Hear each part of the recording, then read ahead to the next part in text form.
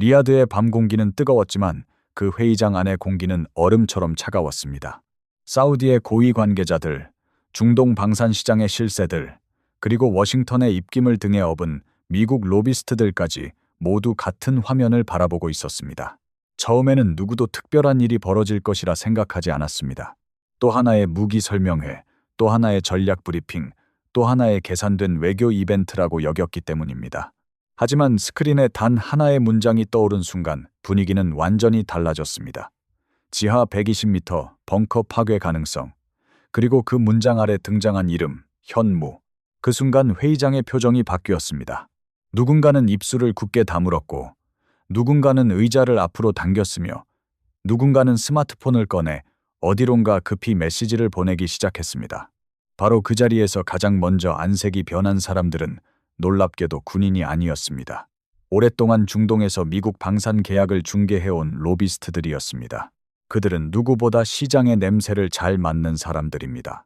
전쟁의 언어를 돈의 언어로 번역하고 무기의 성능을 계약 규모로 환산하며 공포를 예산안으로 바꾸는 사람들입니다. 그런 그들이 갑자기 표정을 잃었다는 것은 단순한 놀라움이 아니었습니다. 그것은 판이 바뀌고 있다는 직감이었습니다. 지금까지 중동의 부유한 국가들이 막대한 자금을 쏟아부은 안보 전략의 중심에는 한 가지 절대적 믿음이 있었습니다. 위기가 오더라도 지하 깊숙한 벙커만 살아남으면 권력은 버틸 수 있다는 믿음. 아무리 미사일이 빗발치고 상공이 뚫리고 지상 기지가 무너져도 지하 요새가 남아있으면 마지막 지휘는 가능하다는 확신. 그 확신은 수십 년 동안 중동 권력층의 생존 공식을 지탱해온 마지막 기둥이었습니다. 그런데 현무는 그 기둥을 정면으로 흔들기 시작했습니다. 이 무기가 무서운 이유는 단순히 강력해서가 아닙니다. 더 본질적인 이유는 상대가 가장 안전하다고 믿어온 장소를 더 이상 안전하지 않게 만든다는 데 있습니다.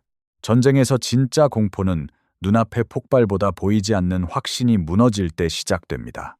내가 숨어있는 곳이 더 이상 피난처가 아니라고 느끼는 순간 군사 전략은 물론 정치의 언어까지 흔들리기 시작합니다.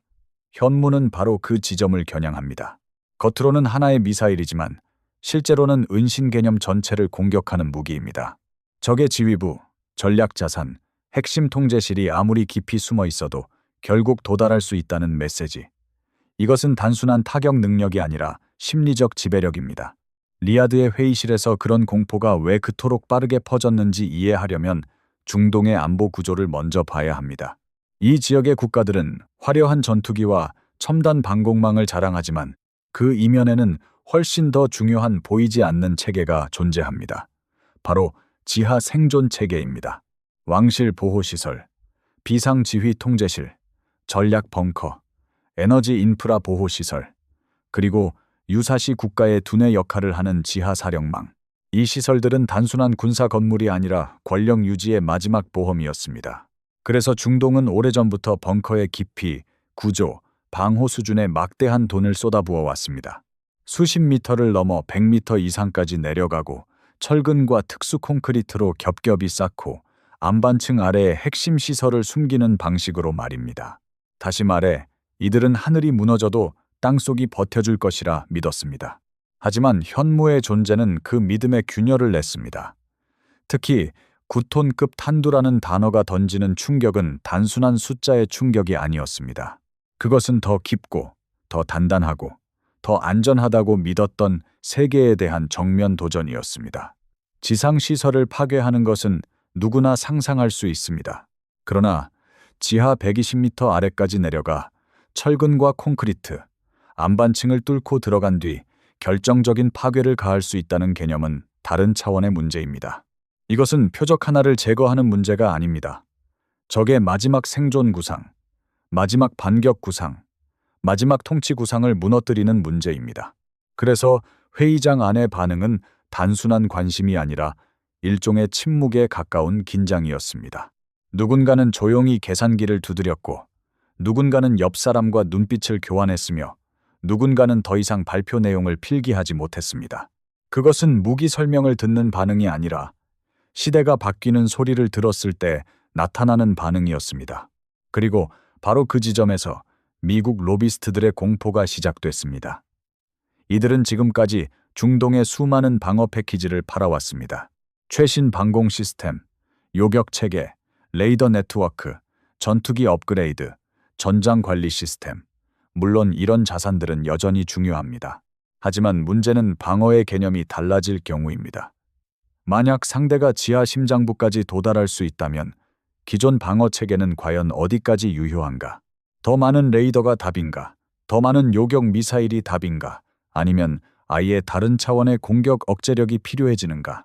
이런 질문이 터져 나오기 시작하면 방산시장 전체가 흔들립니다.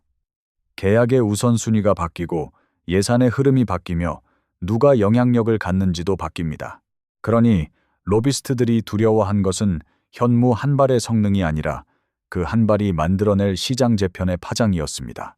이 장면이 특히 상징적인 이유는 미국 중심의 오랜 안보 질서가 그 회의실 안에서 흔들리는 듯 보였기 때문입니다.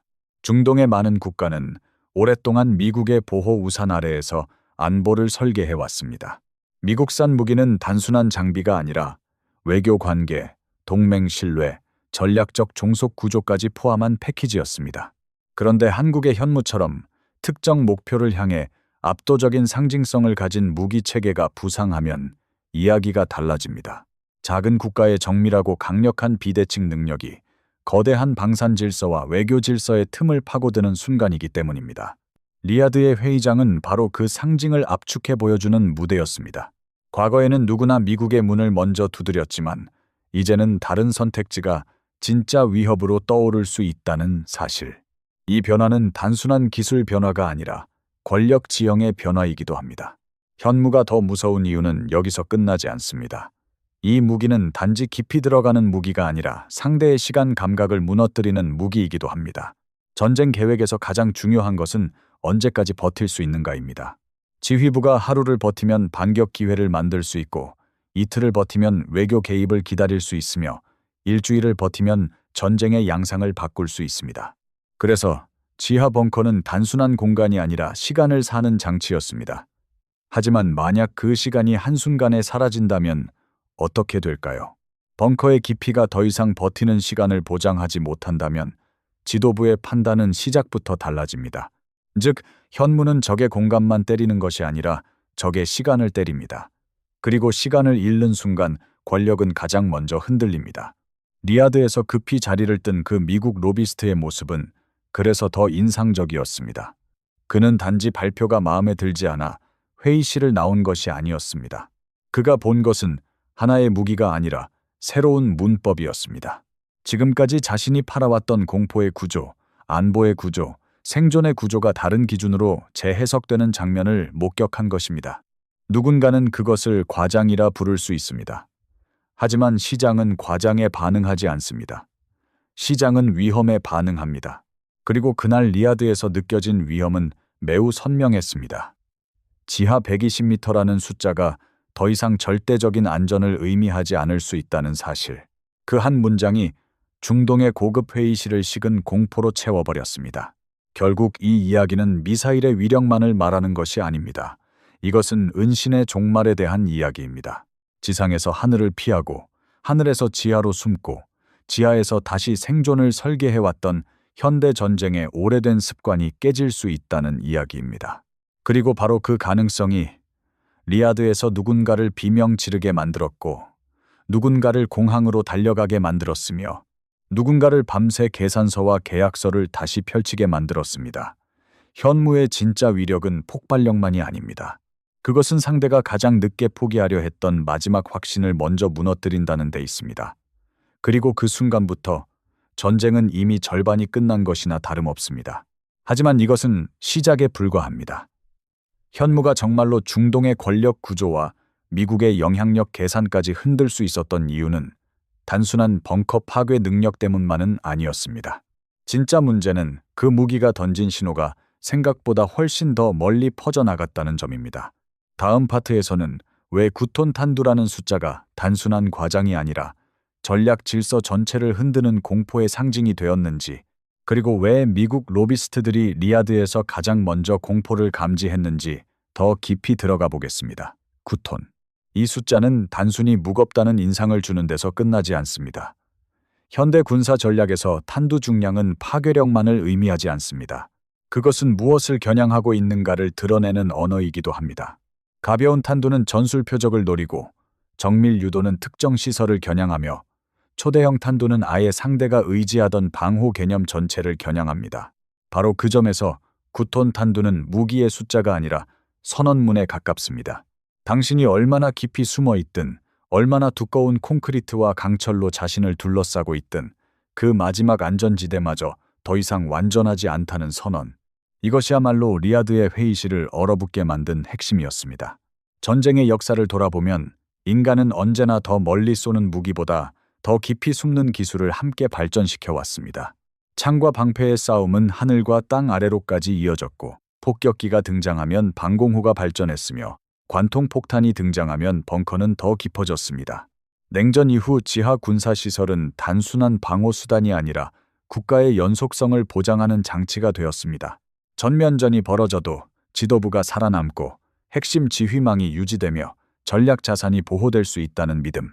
이것은 전쟁을 버티게 하는 마지막 심리적 버팀목이었습니다. 그래서 초강대국이든 중동의 산유국이든 혹은 잠재적 분쟁 지역의 권위주의 정권이든 모두가 같은 질문에 몰두했습니다. 어떻게 하면 더 오래 살아남을 수 있는가? 그리고 그 해답으로 선택한 것이 바로 지하였습니다. 하지만 현무가 던진 충격은 그 해답이 더 이상 절대적인 정답이 아닐 수 있음을 보여줬다는 데 있습니다. 지상 시설을 없애는 것은 충격적이지만 예측 가능한 일입니다. 반면 지하 120m라는 수치가 언급되는 순간 이야기는 완전히 달라집니다.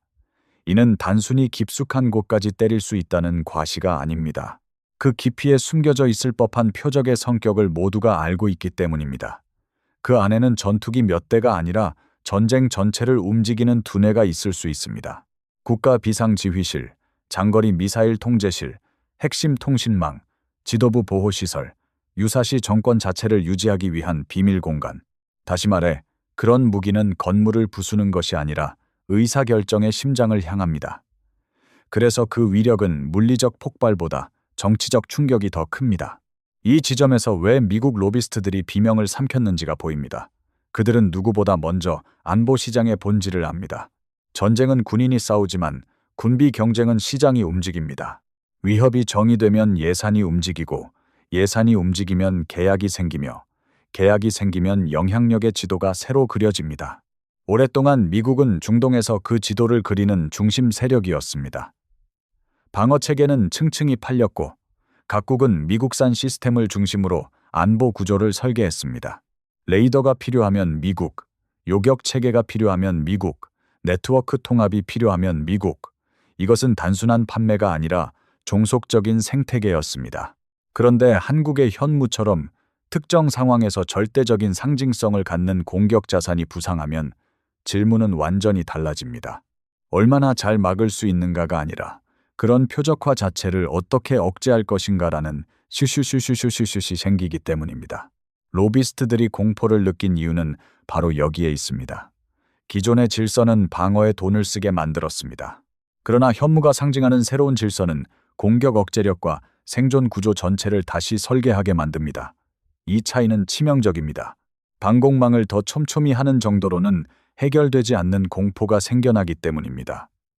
하늘에서 들어오는 위협을 감지하고 요격하는 체계는 여전히 중요합니다.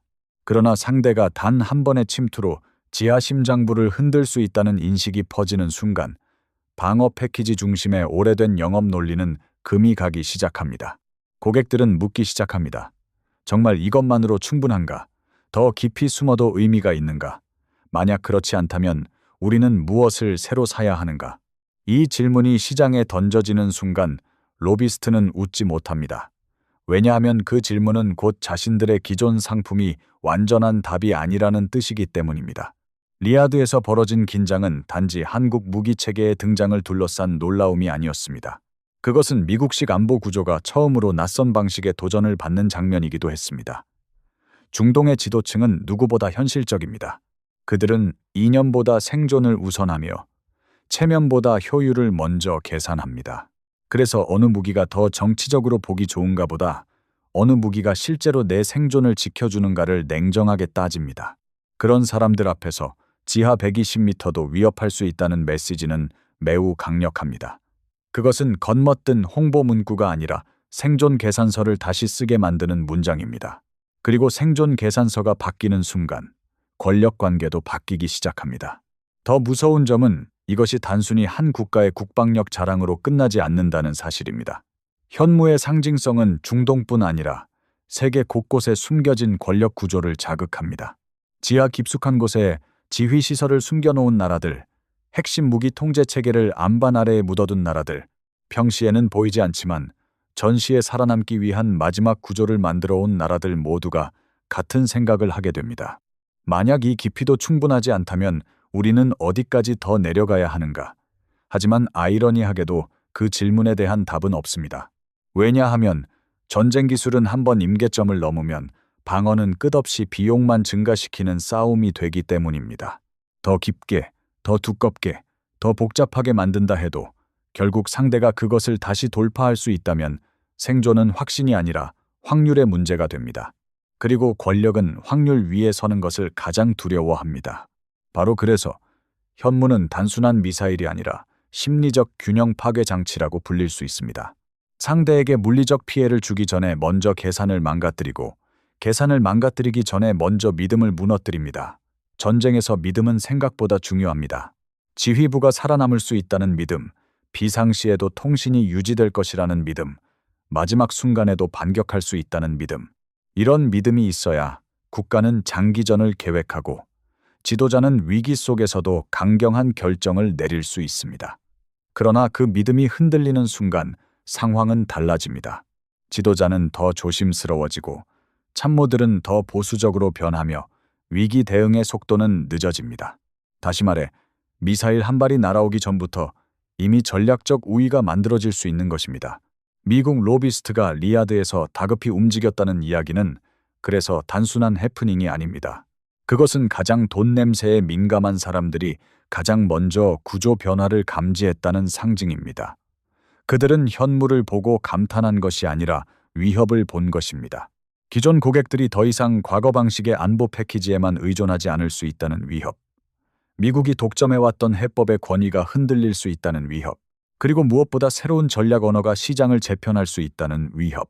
그래서 그날의 공포는 군사 브리핑의 긴장감이 아니라 사업 모델이 흔들릴 때의 공포에 더 가까웠습니다. 무기의 세계에서 기술 변화는 곧 권력 변화이고 권력 변화는 곧 돈의 흐름 변화이기 때문입니다. 그러나 더 깊이 들여다보면 이 사건은 단순한 시장 재편 이상의 의미를 갖습니다. 이것은 미국이 수십 년 동안 설계해온 중동 질서 자체에 대한 질문이기도 합니다. 미국은 늘 방패를 제공하는 나라로 자신을 포지셔닝해왔습니다. 위협이 커질수록 더 좋은 방패를 사라고 말했고 동맹은 그 방패를 통해 안정을 구매했습니다. 하지만 만약 누군가가 방패를 넘어 심장부를 찌를 수 있는 창을 보여준다면 세계는 더 이상 같은 방식으로 움직이지 않습니다. 방패의 가치가 사라지는 것은 아니지만 방패만으로는 설명되지 않는 공포가 등장합니다. 그때부터 국가는 더 위험한 계산을 시작합니다. 나도 같은 창을 가져야 하는가? 아니면 그 창을 가진 상대와 다른 방식의 관계를 맺어야 하는가? 외교, 군사, 시장, 동맹이 한꺼번에 흔들리는 이유가 바로 여기 있습니다. 결국 9톤 탄두의 공포는 폭발의 크기보다 상징의 무게에서 나옵니다. 그것은 지하에 숨겨진 권력의 마지막 안식처조차 신성불가침이 아니라는 선언이며 오랫동안 유지되어 온 방어 중심 질서가 새로운 공격 개념 앞에서 흔들릴 수 있다는 경고입니다. 그리고 그 사실을 가장 먼저 알아차린 이들이 바로 리야드의 미국 로비스트들이었습니다. 그들은 미사일보다 더 무서운 것을 보았습니다. 하나의 무기가 아니라 시대의 방향이 바뀌는 장면을 본 것입니다. 회의실을 떠나는 그들의 발걸음이 빨라졌던 이유는 단순합니다. 진짜 위협은 폭발음이 아니라 폭발이 일어나기 전에 질서가 무너지는 소리였기 때문입니다. 하지만 아직 핵심은 드러나지 않았습니다. 현무의 진짜 충격은 단지 벙커를 뚫을 수 있다는 가능성에 머물지 않습니다. 더 큰 문제는 그 능력이 실제 외교 협상, 사우디의 선택, 미국의 중동 영향력, 그리고 한국이라는 변수의 급부상과 어떻게 연결되느냐에 있습니다. 다음 파트에서는 왜 리야드가 단순한 배경이 아니라 이 모든 변화가 가장 선명하게 드러난 무대였는지, 그리고 왜 사우디의 반응이 워싱턴을 긴장시키기 시작했는지를 본격적으로 다뤄보겠습니다. 리야드가 중요했던 이유는 단순히 사우디의 수도이기 때문이 아닙니다. 이 도시는 오래전부터 중동의 돈과 권력, 안보와 외교가 교차하는 거대한 계산기 같은 공간이었습니다. 수많은 계약이 이곳에서 시작됐고, 수많은 전쟁의 비용이 이곳에서 산정됐으며, 수많은 무기 체계의 운명이 이곳 회의실에서 결정됐습니다. 누군가는 전장을 사막 한가운데로 생각하지만 실제로 전쟁의 방향은 종종 이런 도시의 냉랭한 회의장 안에서 정해집니다. 어느 나라를 믿을 것인가? 어느 체계를 더 살 것인가? 누구의 설명이 더 현실적인가? 바로 그 질문들이 리야드에서 쌓여왔고, 그래서 현무라는 이름이 이 도시에서 던져졌다는 사실 자체가 작은 사건이 아니었습니다. 사우디는 중동에서 누구보다 생존 계산에 냉정한 나라입니다. 겉으로는 자신감 있는 외교를 펼치고 막대한 자본으로 미래 도시를 건설하며 최신 군사 장비를 도입하는 강한 국가처럼 보입니다. 하지만 그 이면에는 늘 불안정한 지역 정세, 예측 불가능한 미사일 위협, 드론 공격, 주변 강대국 간 경쟁, 그리고 에너지 인프라를 겨냥한 현실적인 공포가 존재합니다. 이 나라가 안보에 돈을 쓰는 이유는 체면 때문만이 아닙니다. 살아남기 위해서입니다. 그래서 사우디는 보여주기식 무기와 실제로 작동하는 무기를 철저히 구분합니다. 겉으로 화려한 성능 설명보다 진짜 위기 상황에서 어디까지 버틸 수 있는지를 더 집요하게 따지는 나라입니다. 바로 그 사우디가 지하 120m라는 숫자에 반응했다는 것은 상징성이 큽니다. 사우디가 두려워한 것은 단순한 파괴력 자체가 아니었습니다. 그 숫자가 자신들의 오랜 생존 방식에 던지는 질문이었습니다. 우리는 지금까지 무엇을 믿고 있었는가? 우리는 과연 충분히 안전한가? 지금까지 막대한 자금으로 구축한 지하 생존 체계는 진짜로 마지막 순간을 보장해 주는가? 이 질문은 단순히 군인들만의 질문이 아닙니다. 왕실, 에너지 관료, 국방 관료, 전략 자문가, 해외 방산 파트너, 그리고 이들과 연결된 금융 이해 관계자들까지 모두가 동시에 듣게 되는 질문입니다. 그래서 현무가 리야드에서 던진 충격은 군사 기술의 충격을 넘어선 권력 구조의 충격이었습니다. 특히 사우디 같은 국가는 안보를 단순한 군사 문제가 아니라 정권 안정의 핵심 장치로 봅니다. 국가의 수도가 안정적이어야 하고 에너지 시설이 살아 있어야 하며 위기 시 지도부가 흔들리지 않아야 합니다. 그 말은 곧 지하 벙커와 지휘 시설이 단순한 시설이 아니라 체제 유지의 백업 장치라는 뜻입니다. 그런데 그 백업 장치가 완전하지 않을 수 있다는 암시가 나오는 순간, 사우디가 느끼는 불안은 곧 미국의 불안으로 이어집니다. 왜냐하면 미국은 오랫동안 이런 국가들에게 안보의 설계자 역할을 해왔기 때문입니다. 사우디가 흔들린다는 것은 단순히 한 고객이 흔들리는 것이 아니라 미국식 질서가 제공해온 확실성 자체가 시험대에 오른다는 의미이기 때문입니다. 이 장면에서 미국이 특히 긴장할 수밖에 없는 이유는 사우디가 더 이상 과거처럼 단순한 의존 구조에 머물지 않는 국가라는 점입니다. 사우디는 이제 훨씬 더 전략적이고 계산적입니다. 필요한 경우 미국과 손잡지만 동시에 중국과도 거래하고 러시아와도 계산하며 다른 신흥 방산 파트너의 가능성도 냉정하게 저울질합니다. 다시 말해 사우디는 더 이상 하나의 문에만 기대지 않습니다. 여러 문을 동시에 열어두고 어느 문이 진짜로 자신을 지켜줄 수 있는지 관찰합니다. 이런 상황에서 한국의 현무 같은 변수는 매우 민감합니다. 왜냐하면 그것은 단지 새 무기 하나의 등장에 그치지 않고 미국만이 답인가? 라는 질문을 훨씬 더 선명하게 만들기 때문입니다. 미국 로비스트들이 회의실에서 가장 먼저 표정이 굳었던 것도 같은 이유였습니다. 그들은 사우디가 어떤 방식으로 결정을 내리는지 잘 압니다. 이 나라는 감탄해서 사지 않습니다. 두려워서도 사지만 그보다 더 정확히는 계산이 맞을 때 삽니다. 즉, 한 무기 체계가 사우디를 진짜로 움직이려면 정치적 상징, 실전 가능성, 지역 위협 적합성, 그리고 향후 외교 지형까지 동시에 건드려야 합니다. 현무가 던진 메시지는 바로 그 모든 축을 자극했습니다. 깊게 숨은 표적도 더 이상 완전하지 않을 수 있다는 상징, 단단한 지하 구조도 무력화될 수 있다는 실전 가능성, 중동 특유의 미사일 및 전략 시설 위협에 곧바로 연결되는 지역 적합성, 그리고 미국 외 대안을 상상하게 만드는 외교적 파장. 이 네 가지가 한꺼번에 움직이는 순간 로비스트들은 단번에 시장의 온도가 바뀌었다는 것을 감지했을 것입니다. 더 중요한 것은 사우디의 반응이 단지 사우디 내부에서 끝나지 않는다는 점입니다. 리야드에서 어떤 분위기가 형성되면 아부다비가 듣고, 도하가 해석하고, 카이로가 계산하며 다른 중동 국가들도 자신들의 표를 다시 정리합니다. 중동의 방산 시장은 개별 국가가 따로 움직이는 것 같아도 실제로는 서로의 선택을 예민하게 관찰하며 연쇄적으로 반응합니다. 어느 나라가 어떤 무기에 진지한 관심을 보이면 다른 나라들도 그 이유를 묻기 시작합니다. 그것이 단순한 구매가 아니라 생존 계산의 변화에서 나온 것이라면 파장은 더 커집니다. 그래서 리야드의 한 회의실에서 시작된 불안은 곧 중동 전체의 조용한 질문으로 번질 수 있습니다. 우리 역시 숨을 곳이 안전하다고 믿고 있었던 것은 아닌가. 이 지점에서 현무의 위력은 다시 한번 다르게 읽힙니다. 이 무기는 단순히 표적 하나를 파괴하는 능력이 아니라 지역 전체에 질문을 던지는 능력입니다. 당신들의 마지막 피난처는 정말 마지막인가? 당신들의 지하 심장부는 여전히 안전한가? 그리고 당신들이 지금까지 구매해온 방어 체계는 이 질문에 완전한 답을 줄 수 있는가? 이 세 가지 질문은 단순한 군사 기술보다 훨씬 무섭습니다. 기술은 업그레이드하면 되지만 믿음이 흔들리면 질서를 다시 세워야 하기 때문입니다. 그래서 사우디의 반응을 주목하는 것은 단순히 한 나라의 선택을 보는 것이 아닙니다. 미국이 설계한 질서가 어디서부터 균열이 나는지 보는 일이기도 합니다.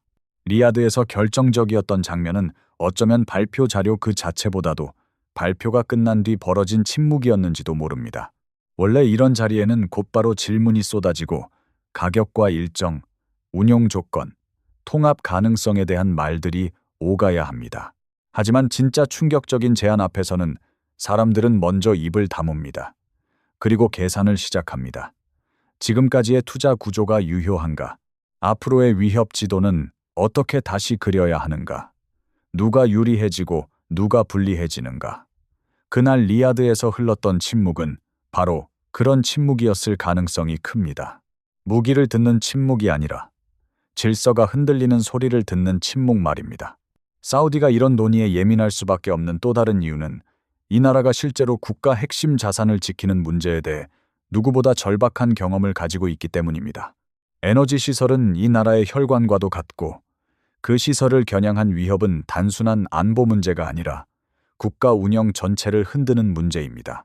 즉, 사우디에게 안보는 추상적인 국방 개념이 아니라 일상적인 국가 유지의 조건입니다.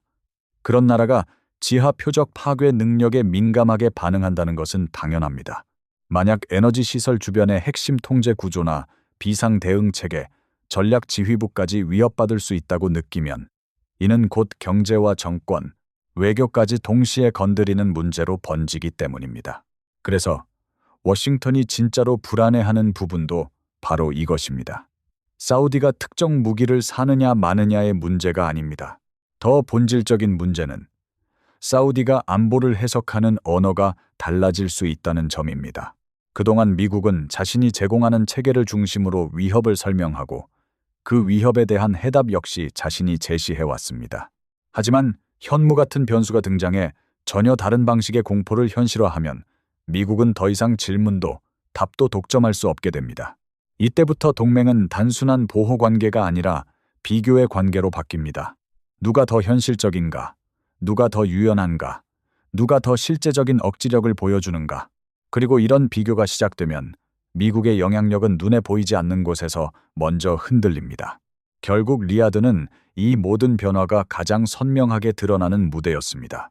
돈이 있고 위협이 현실적이며 선택지가 많고 기존 질서의 이해 관계자들이 한자리에 모여 있는 도시. 바로 그렇기 때문에 현무의 메시지가 이곳에서 던져졌을 때 파장은 단순한 발표 한 번으로 끝날 수 없었습니다. 사우디의 침묵은 미국의 긴장이 되었고 미국의 긴장은 로비스트들의 공포가 되었으며 그 공포는 다시 중동 전체의 시장과 외교 계산으로 번져나갈 가능성을 품게 되었습니다. 무기는 발사되는 순간만 무서운 것이 아닙니다. 어떤 무기는 발사되기 전 이름이 언급되는 순간부터 이미 전장을 바꿉니다. 현무가 리야드에서 보여준 것은 바로 그런 종류의 위력이었습니다. 하지만 아직 끝이 아닙니다. 진짜로 더 위험한 부분은 따로 있습니다. 사우디가 이 충격을 단순한 관심으로 끝내지 않고 실제 선택의 문제로 가져가기 시작하는 순간입니다. 만약 중동의 핵심 국가가 한국식 억지력에 진지한 관심을 보이기 시작한다면 그것은 단순한 무기 구매 이상의 의미를 갖게 됩니다. 다음 파트에서는 왜 이 문제가 단순한 세일즈 경쟁이 아니라 미국의 중동 영향력, 한국 방산의 위상, 그리고 새로운 동맹 질서의 전조로 이어질 수 있는지를 본격적으로 다뤄보겠습니다. 사우디가 어떤 무기에 관심을 가진다는 것은 단순한 구매 검토가 아닙니다. 특히 중동에서 사우디의 선택은 언제나 그 자체로 하나의 신호였습니다. 돈이 많아서 주목받는 것이 아닙니다. 이 나라는 늘 가장 민감한 위협을 가장 비싼 방식으로라도 해결하려 했고, 그 과정에서 무엇을 선택하느냐가 곧 지금 이 지역에서 무엇이 진짜 위협인가를 보여주는 기준이 되어 왔기 때문입니다. 다시 말해 사우디가 특정 무기 체계를 건빌하게 보기 시작하면 다른 나라들도 그 이유를 묻기 시작합니다. 그리고 그 이유가 단순한 외교 이벤트가 아니라 생존 계산과 연결되어 있다면 그 파급력은 훨씬 커집니다. 현무가 리야드에서 던진 충격이 무서운 이유도 바로 여기에 있습니다. 그것은 단지 한 번의 프레젠테이션이 아니라 지역 전체의 위협 인식 구조를 흔들 수 있는 시작점이기 때문입니다. 중동의 안보 시장은 겉으로 보기보다 훨씬 정치적입니다. 무기는 성능만으로 팔리지 않습니다. 누가 그 무기를 제공하느냐, 그 뒤에 어떤 외교 관계가 따라오느냐, 공급망은 얼마나 안정적인가, 전시에 누가 끝까지 책임질 수 있는가, 이런 요소들이 모두 결합되어야 비로소 하나의 계약이 성립됩니다. 그래서 미국은 오랫동안 단순한 공급자가 아니라 체계 설계자로 군림해왔습니다. 중동 국가들이 미국산 무기를 선택한다는 것은 그 장비만 사는 것이 아니라 미국이 만든 안보 구조 속으로 들어가는 것을 의미했습니다.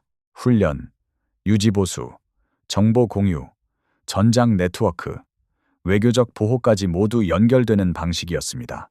이런 구조 안에서 미국의 힘은 단순히 강한 무기를 갖고 있어서가 아니라 선택의 기준 자체를 자신이 쥐고 있었기 때문에 강했습니다.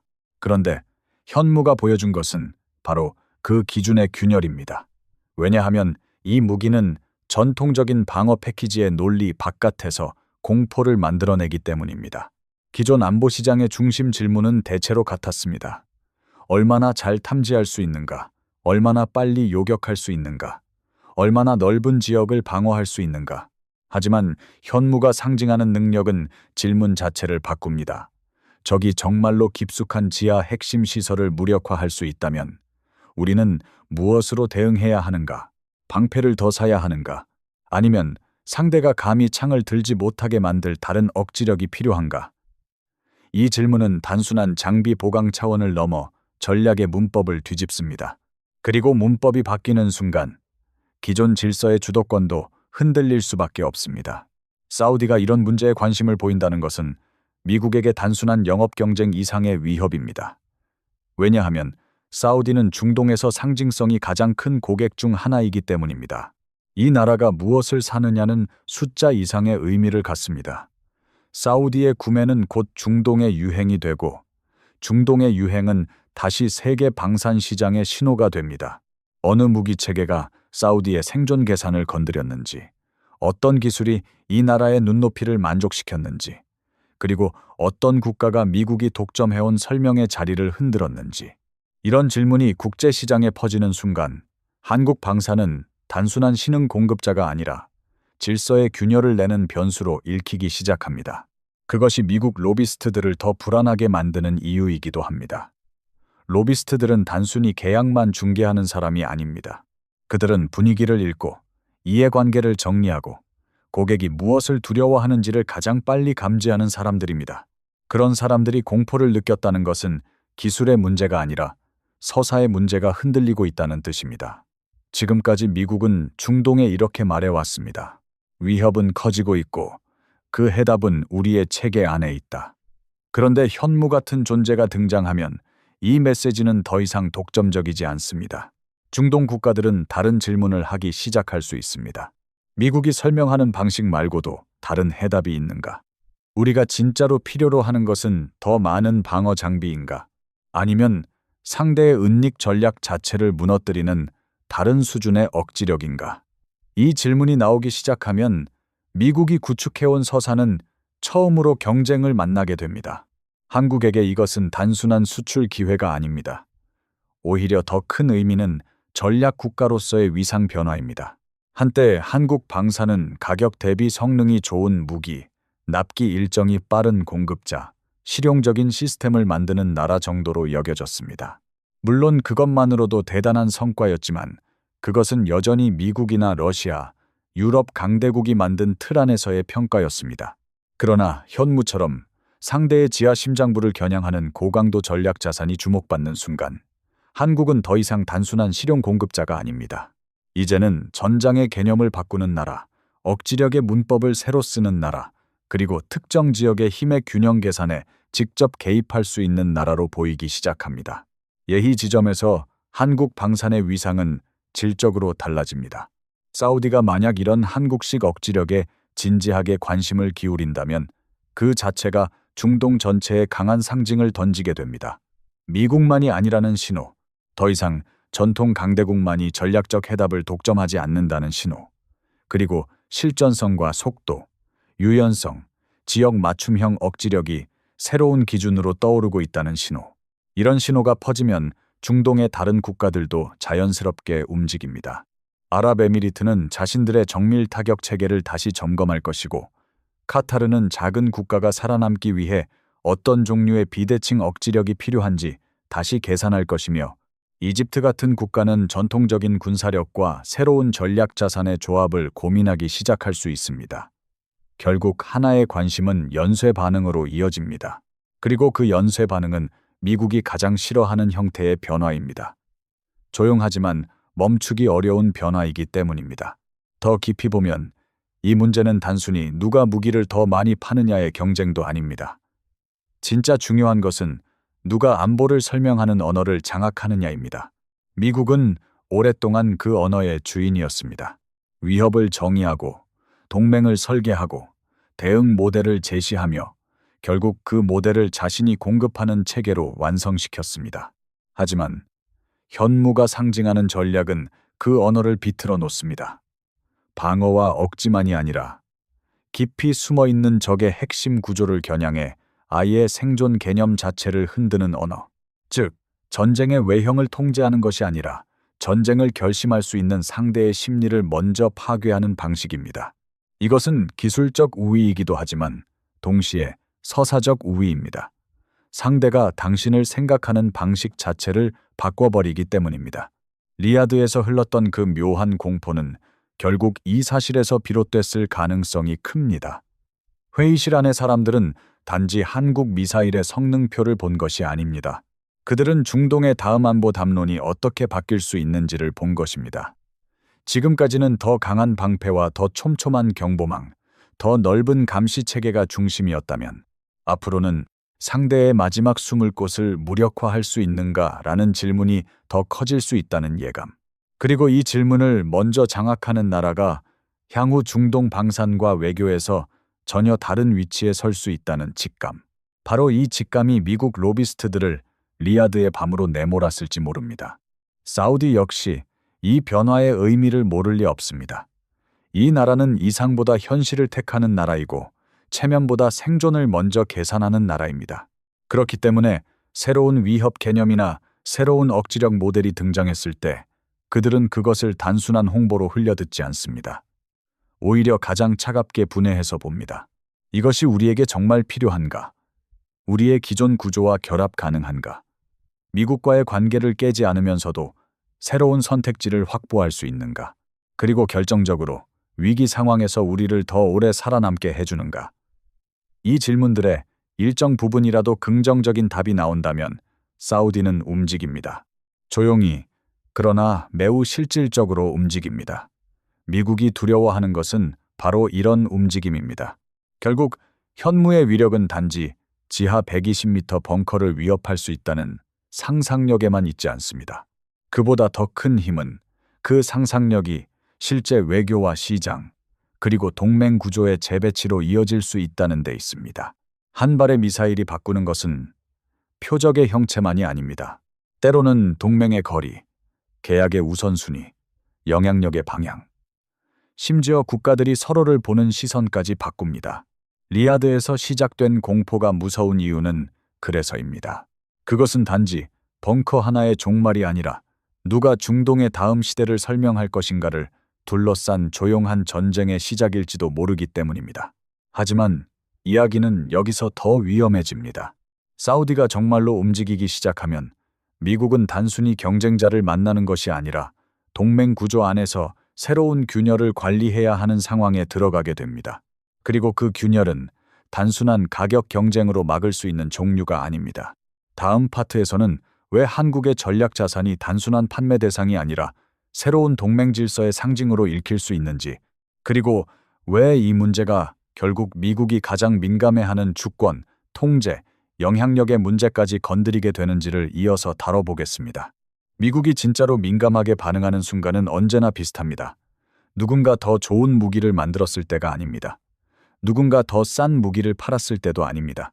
미국이 가장 예민해지는 순간은 자신이 오랫동안 쥐고 있던 통제의 구조가 흔들릴 가능성이 보일 때입니다. 그리고 리야드에서 현무가 던진 충격은 춘춘춘춘춘춘춘 그 지점을 건드렸을 가능성이 큽니다. 왜냐하면 이 문제는 단순히 사우디가 한국 무기를 살 수도 있다는 차원의 이야기가 아니라 사우디가 미국식 안보 구조 밖에서도 생존 공식을 설계할 수 있다고 느끼기 시작하는가라는 문제이기 때문입니다. 이 둘은 완전히 다릅니다. 전자는 계약의 문제지만 후자는 질서의 문제입니다. 동맹은 흔히 감정이나 가치의 언어로 포장되지만 실제로는 통제의 기술에 가깝습니다. 누가 핵심 장비를 공급하는가? 누가 훈련을 맡는가? 누가 유지보수를 쥐고 있는가? 누가 전장 정보를 연결하는가? 이 요소들이 모이면 단순한 협력이 아니라 구조가 됩니다. 미국은 오랫동안 중동에서 바로 그 구조를 설계해왔습니다. 무기 하나를 팔더라도 그것이 단독으로 굴러가는 것이 아니라 미국이 짜놓은 정보체계, 정비체계, 전장 네트워크, 외교 채널과 연결되도록 만들었습니다. 겉으로는 고객이 장비를 갖지만 실제로는 미국이 안보의 문법을 계속 쥐고 있는 방식이었습니다. 이런 구조에서는 단순히 무기를 사는 것이 아니라 미국과 연결된 안보 현실을 함께 사게 됩니다. 바로 그렇기 때문에 현무 같은 전략 자산은 단순한 상품이 아닙니다. 이런 무기는 단순한 전력 보강이 아니라 독자적 억지력의 상징으로 읽히기 쉽습니다. 특히 지하 깊숙한 핵심 표적을 겨냥할 수 있는 능력은 다른 장비보다 훨씬 더 민감합니다. 왜냐하면 그것은 단지 전술적 전과를 위한 수단이 아니라 상대의 의사결정 구조 자체를 겨냥하는 전략적 수단이기 때문입니다. 어떤 국가가 이런 종류의 능력에 진지한 관심을 보인다는 것은 그 국가가 위기 상황에서 더 독립적으로 판단하고 싶어 한다는 신호로 해석될 수 있습니다. 다시 말해, 누군가의 방패 아래만 머무는 것이 아니라 스스로도 창의 논리를 갖고 싶어 한다는 뜻입니다. 이것이 미국에게 불편할 수밖에 없는 이유입니다. 사우디가 이런 방향을 진지하게 검토하기 시작한다면 워싱턴이 느끼는 불안은 단순한 경쟁심이 아닐 것입니다. 오히려 더 깊은 차원의 문제, 즉 통제 불가능성에 대한 불안에 가깝습니다. 미국은 중동 동맹국들이 강해지는 것 자체를 반드시 싫어하는 것이 아닙니다. 하지만 그 강함이 미국의 관리 가능한 틀 안에서 자라길 원합니다. 미국의 시스템과 정보 구조 안에서 움직이고 미국의 전략적 해석과 보조를 맞추며 미국이 필요할 때 조정 가능한 형태의 힘이길 원하는 것입니다. 그런데 한국의 전략 자산이 중동 국가들에게 다른 방식의 생존, 다른 방식의 억지력, 다른 방식의 자율성을 상상하게 만든다면 미국이 오랫동안 유지해온 통제의 감각은 흐려지기 시작합니다. 리야드에서 벌어진 장면을 그래서 단순한 공포 마케팅이나 방산 홍보의 한 장면으로만 볼 수는 없습니다. 그 자리에 있었던 사람들, 특히 로비스트들과 전략 자문가들은 기술보다 구조를 먼저 읽는 사람들입니다. 그들은 미사일의 사거리나 탄두 중량만 본 것이 아니라 그것이 어떤 정치적 질문을 불러올지 먼저 생각했을 것입니다. 사우디는 이 능력을 어디까지 원할 수 있는가? 만약 관심을 보인다면 미국과의 관계에서 어떤 새로운 협상 카드가 생기는가? 사우디뿐 아니라 다른 중동 국가들도 비슷한 상상을 하게 되는가? 그리고 이런 움직임이 현실화될 경우 미국은 단순히 가격을 낮추거나 기존 장비를 더 많이 파는 방식으로 대응할 수 있는가? 이 질문에 선명한 답이 없다면 그 순간부터 불안은 계약서 바깥으로 번져나갑니다. 특히 전략 자산의 세계에서는 누가 무엇을 갖느냐만큼 누가 그 사용의 의미를 정의하느냐가 중요합니다. 미국은 오랫동안 자신만이 전략적 안정의 해석자라고 믿어왔습니다. 어떤 무기가 방어적이고 어떤 무기가 공격적이며 어떤 체계가 지역 균형을 해치고 어떤 체계는 오히려 안정을 강화하는지에 대해 미국은 늘 설명자의 자리를 점해왔습니다. 그런데 현무처럼 명백한 전략적 상징을 지닌 무기가 중동의 선택지로 떠오르면 그 설명의 권위도 흔들릴 수 있습니다. 왜냐하면 그 무기의 의미를 미국이 아니라 중동 국가들 스스로 정의하기 시작할 수 있기 때문입니다. 이것은 불안정을 만드는 무기인가? 아니면 우리 체제를 지키는 마지막 보험인가? 이 질문에 대한 답을 사우디가 자기 방식으로 내리기 시작하는 순간 미국의 영향력은 조용히 줄어듭니다. 여기서 한국의 위치도 매우 흥미롭게 바뀝니다. 만약 과거의 한국 방산이 실용성과 납기, 가격 경쟁력으로 인정받는 수준이었다면 이제는 그보다 훨씬 더 민감한 영역에 발을 들이게 됩니다.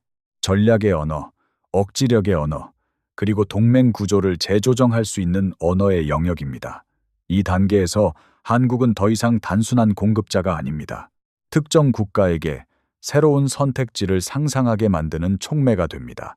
그리고 국제 정치에서 진짜 위험한 존재는 보통 가장 강한 자가 아니라 기존 질서 속에 새 계산법을 밀어넣는 자입니다. 현무가 리야드에서 던진 충격이 크다면 그것은 바로 한국이 그런 종류의 변수로 보이기 시작했기 때문일 것입니다. 사우디 역시 이를 모르지 않을 것입니다. 이 나라는 오랫동안 강대국 사이에서 자신에게 유리한 거리를 조절해온 나라입니다. 한쪽에 완전히 몸을 싣기보다 필요할 때마다 관계의 무게를 조정하며 더 많은 선택지를 확보해왔습니다. 그런 국가에게 전략 자산은 단순한 전력 증강 수단이 아니라 협상력 그 자체가 됩니다. 더 강한 방공망을 갖는 것은 방어를 의미하지만 더 강한 억지력을 상상할 수 있는 능력은 외교적 지렛대를 의미합니다. 미국과 협상할 때도, 지역 경쟁자와 계산할 때도, 심지어 내부 권력 안정성을 관리할 때도 그 상징성은 큽니다.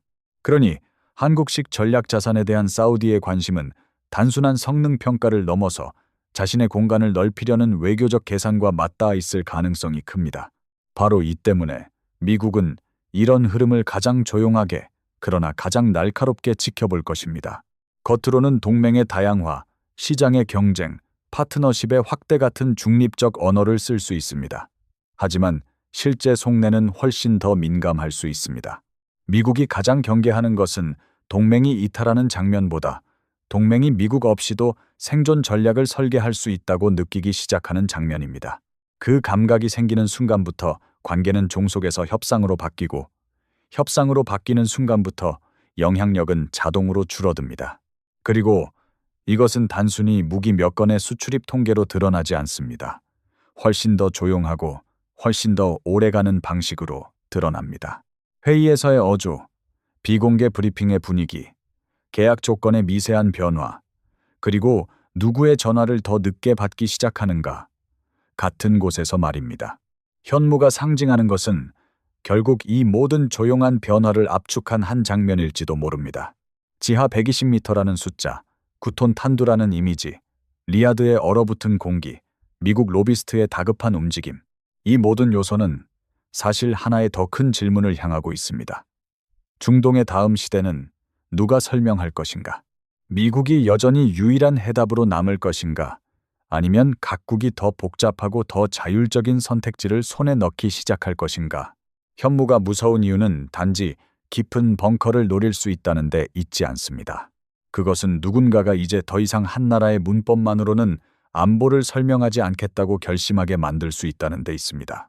그리고 이런 변화는 언제나 조용히 시작됩니다. 처음에는 관심으로 보이고 그 다음에는 검토로 보이며 한참 뒤에야 사람들은 그것이 사실 질서의 이동이었다는 것을 깨닫습니다. 리야드의 밤도 아마 그랬을 것입니다. 겉으로는 하나의 발표, 하나의 충격, 하나의 불안한 표정처럼 보였지만 실제로는 훨씬 더 큰 이동의 시작이었는지도 모릅니다. 사우디가 정말로 다른 선택지를 진지하게 손에 올려놓기 시작했다면 미국은 그 순간부터 단순한 경쟁자가 아니라 새로운 시대의 징후와 마주하고 있는 셈입니다. 하지만 아직 마지막 고리는 남아 있습니다. 왜 하필 현무였는가? 왜 하필 지금이었는가? 그리고 왜 이 모든 흐름이 단순한 지역 이슈를 넘어 한국이라는 국가의 상징성까지 바꾸게 되는가? 다음 파트에서는 이 이야기의 마지막 축, 즉 현무가 어떻게 한국의 국가 이미지 자체를 바꾸는 전략적 상징이 되었는지, 그리고 왜 그 상징이 중동에서 유난히 강하게 받아들여질 수밖에 없는지를 정리해 보겠습니다.